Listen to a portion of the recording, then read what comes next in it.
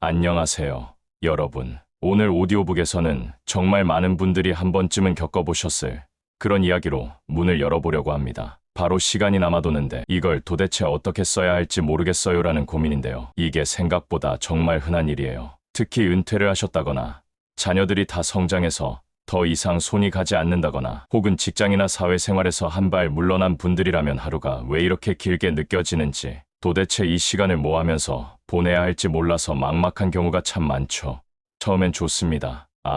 이제 좀 쉬어야지, 편하게 지내야지 하면서 그 여유가 반갑고 행복하게 느껴지죠. 그런데 그게 며칠, 몇 주, 몇 달이 지나고 나면 생각이 달라집니다. 뭔가 허전하고 외롭고 나만 세상에 뒤처진 느낌이 들기도 하고, 심하면 우울감이나 무기력함까지 따라오니까요. 그래서 오늘은요, 그 남아도는 시간 어떻게 하면 잘 써서 내 삶을 더 건강하고 의미 있게 만들 수 있을지 하나하나 풀어보려고 해요. 너무 거창한 이야기 말고요, 일상 속에서 누구나 할 수 있는 아주 작고 구체적인 실천들로 채워드릴 테니까 편하게 들으시면서 하나씩 내 삶에 적용해 보셨으면 좋겠습니다. 그럼 우리 본격적으로 이야기를 시작해 볼까요? 지금부터 하나하나 이야기해 드릴 건데요, 이건 단순히 시간을 때우자는 게 아니고요, 그 남아도는 시간을 통해서 내가 다시 살아있음을 느끼고 나라는 사람의 의미를 다시 세워나가자는 그런 이야기입니다. 누구에게나 시간은 공평하게 주어지잖아요. 그런데 그걸 어떻게 쓰느냐에 따라서 인생이 달라지거든요. 그냥 TV만 보다 하루가 가는 것과 무언가에 집중하고 몰두하면서 하루를 보내는 건 하늘과 땅 차이죠. 자,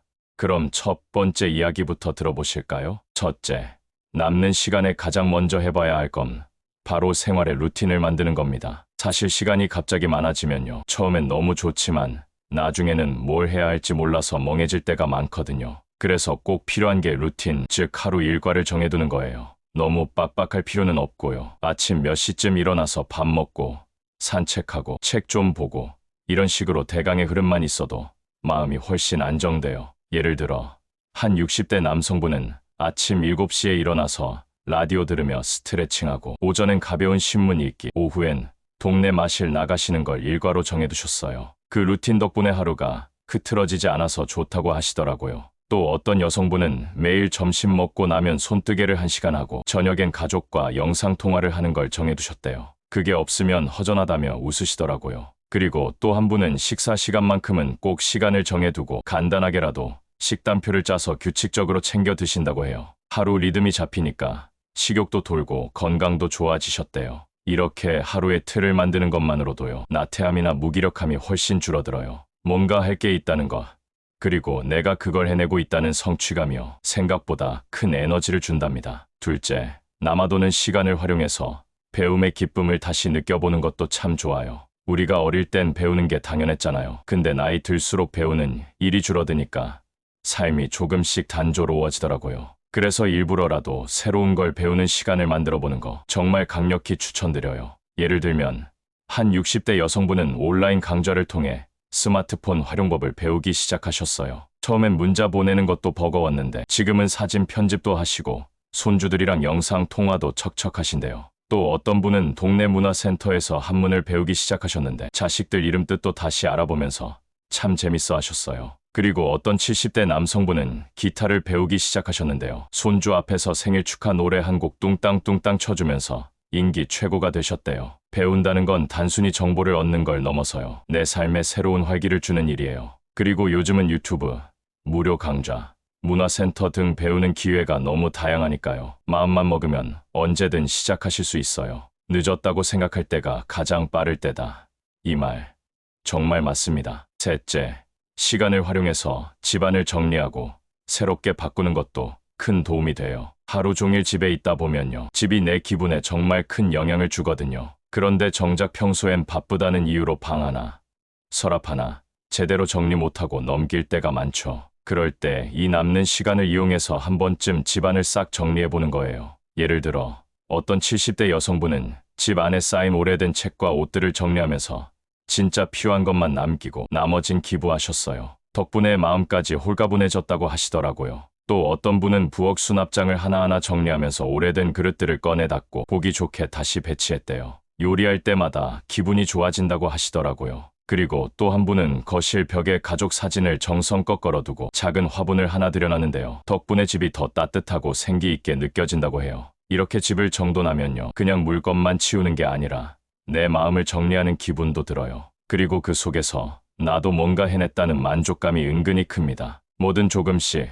오늘은 이 방, 내일은 저 서랍, 그렇게 차근차근 시작해보세요. 넷째, 남아도는 시간을 활용해서 몸을 움직여보는 것도 참 중요합니다. 사실 우리가 가만히 앉아있으면 더 피곤하고 지치게 되는데, 오히려 몸을 조금만 움직이면 정신도 맑아지고 기분도 한결 좋아지거든요. 꼭 헬스장에 가야 하는 건 아니에요. 동네 공원에서 걷기부터 집에서 하는 간단한 스트레칭이나 실내 자전거 타기까지 다양하게 선택할 수 있어요. 예를 들어 한 60대 여성분은 매일 아침 집 앞 놀이터를 20분씩 걷기 시작하셨어요. 처음엔 무릎이 아프다고 걱정했는데 조금씩 걷다 보니 오히려 무릎 통증이 줄고 다리에 힘도 생겼다고 하시더라고요. 또 어떤 70대 남성분은 유튜브에서 따라하는 건강 체조 영상을 보면서 하루에 2번씩 몸을 푸는데 그 시간이 삶에 활력을 준다고 하셨어요. 그리고 한 분은 집 안 계단을 오르내리는 걸 운동 삼아 하시는데 5층까지 하루 5번 오르내리는 걸 목표로 삼고 계세요. 매일 그걸 해내면 뿌듯함이 생기고 하루의 중심을 잡는 느낌이 든대요.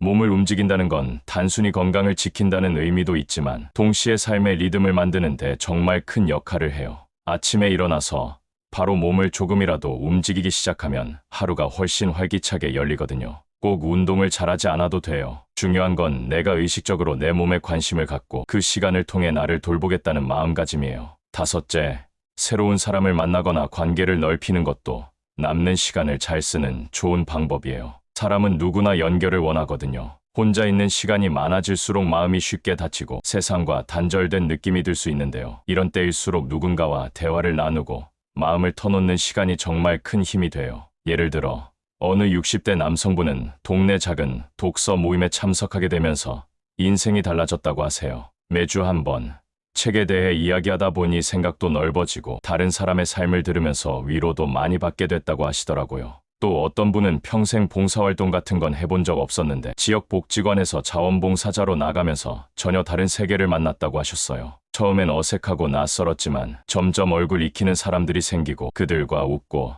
떠들다 보니 삶에 활력이 생겼대요. 그리고 또 한 분은 인터넷 커뮤니티에서 같은 관심사를 가진 사람들과 온라인에서 교류하다가 실제로 만나기도 하면서 친구를 새로 사귀게 됐대요. 꼭 많은 사람을 만나지 않아도 괜찮아요. 중요한 건 내가 마음을 열고 다른 사람과 연결되려는 시도를 계속한다는 거예요. 낯설고 어색한 순간이 있더라도 그 안에 내가 필요로 하던 따뜻한 대화와 정이 있을 수 있다는 걸 기억하셨으면 해요. 여섯째, 남는 시간을 내가 진짜 좋아하는 것에 몰입하는 시간으로 바꿔보는 것도 굉장히 좋은 방법이에요. 우리 평소에 언젠가 해봐야지라고만 생각하고 못했던 것들, 바로 지금이 딱 그 언젠가일 수 있거든요. 시간은 생겼고 마음만 있다면 뭐든 시작할 수 있으니까요. 예를 들면 어떤 60대 여성분은 젊었을 때 배우고 싶었던 수채화를 이제서야 시작하셨어요. 처음엔 선 하나 그리는 것도 망설였는데 하루하루 따라 그리다 보니 어느새 가족 생일 카드도 직접 만들 수 있을 정도가 되셨대요. 또 한 분은 오래전부터 꿈만 꾸던 베이킹을 배우기 시작하셨는데요. 집에서 식빵도 굽고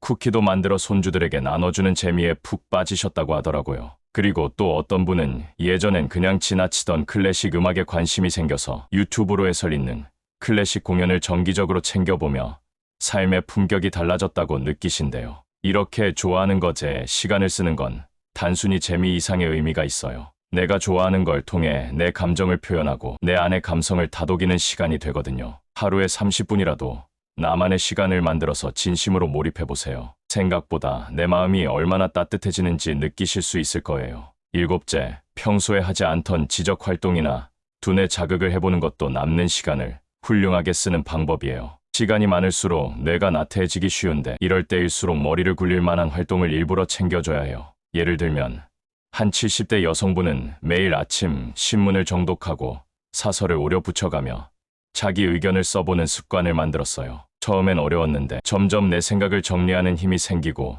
주변과 이야기할 거리도 많아졌대요. 또 어떤 분은 스마트폰으로 외국어 앱을 깔아서 하루에 10문장씩 외우는 걸 목표로 삼으셨는데요. 외국어는 처음이지만 외우는 재미에 시간 가는 줄 모른다고 하세요. 그리고 한 분은 매일 퍼즐이나 스도쿠 같은 두뇌 게임을 일정 시간 동안 집중해서 하시는데 그게 하루의 활력소가 되신다고 하더라고요. 이렇게 머리를 쓰는 시간을 매일 조금씩 갖는 것만으로도 기억력, 집중력, 심지어 자신감까지 확 올라가는 걸 느끼실 수 있을 거예요. 뇌도 근육이랑 똑같아서 안 쓰면 퇴화하고 쓰면 발달하거든요. 그러니까 지루하고 나태한 시간 속에서도 생각하는 즐거움을 잃지 않으셨으면 좋겠어요. 여덟째, 시간을 활용해서 나를 돌아보고 정리하는 시간으로 삼는 것도 정말 의미 있는 일이에요. 우리가 평소엔 너무 바빠서 내 마음, 내 감정, 내 인생을 찬찬히 들여다볼 틈이 없었잖아요. 그런데 이렇게 시간이 있을 때야말로 그걸 할 수 있는 최고의 기회인 거죠. 예를 들면 한 60대 여성분은 매일 밤 일기를 쓰기 시작했는데 하루 동안 느낀 감정이나 떠오른 생각을 기록하다 보면 마음이 정리되고 잠도 더 잘 오게 되더래요. 또 한 분은 오래된 앨범과 편지를 정리하면서 지난 삶을 되돌아보고 자식들에게 남길 가족 이야기를 써보는 중이라고 하시더라고요. 그리고 어떤 분은 명상 어플을 통해 하루에 10분 정도 호흡에 집중하는 시간을 만들면서 마음이 한결 차분해졌다고 하셨어요. 이렇게 나 자신과 조용히 마주하는 시간은 겉으로 보이진 않지만 내면을 정리하고 단단하게 만들어주는 귀한 시간이랍니다. 밖에서 뭔가를 하지 않아도 괜찮아요. 내 안을 채우는 시간도 삶에 큰 의미를 줘요. 아홉째, 남는 시간을 활용해서 무언가를 남기는 일에 도전해보는 것도 아주 멋진 선택이에요. 시간이 많아졌을 때 그것을 그저 소비하는 게 아니라 무언가를 만들어 나가는 데 쓴다면 그건 인생 후반전에 진짜 보람이 될 수 있거든요. 예를 들어 어떤 70대 남성분은 본인이 살아온 이야기를 정리해서 자서전 형식으로 써보고 계세요. 글솜씨가 없어도 상관없대요. 그저 사실대로 써내려가는 게 너무 재밌고 나중에 자식들에게 큰 선물이 될 거라고 믿고 계시죠.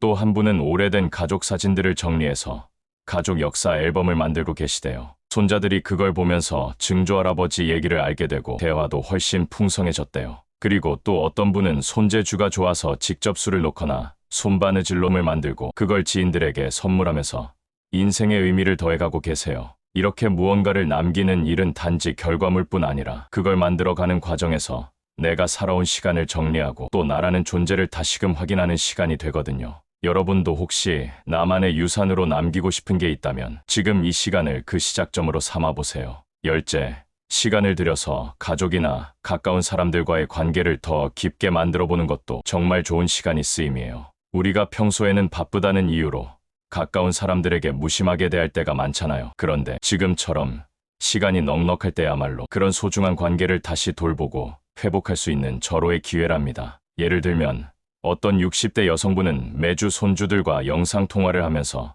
그림책을 읽어주는 시간을 만들었는데요. 덕분에 손주들과 더 가까워지고 손주들도 그 시간을 손꼽아 기다리게 됐다고 해요. 또 한 분은 가족들에게 매일 아침 안부 문자를 보내는 습관을 들였는데 처음엔 그냥 짧은 인사였지만 점점 서로의 하루를 공유하면서 대화가 길어지고 관계도 훨씬 돈독해졌대요. 그리고 어떤 분은 아내와 매주 한 번씩 데이트 시간을 만들기로 했는데요. 오랜만에 둘이 손잡고 산책을 하며 대화를 나누다 보니 예전 신혼 시절이 떠오르며 서로에 대한 애정이 깊어졌다고 하더라고요. 이렇게 가까운 사람과 시간을 나눈다는 건 서로에 대한 애정을 확인하고 삶을 함께하는 소중함을 다시 느끼게 해줘요. 그냥 하루를 보내는 게 아니라 내 삶의 중심을 사람과 사랑에 두는 거죠. 이건 어떤 물건이나 취미보다 더 깊은 만족을 줄 수 있으니까 여러분도 이 소중한 시간을 그런 관계에 투자해 보셨으면 좋겠어요. 오늘 이야기 어떠셨어요? 남아도는 시간 어떻게 써야 할지 막막했던 마음에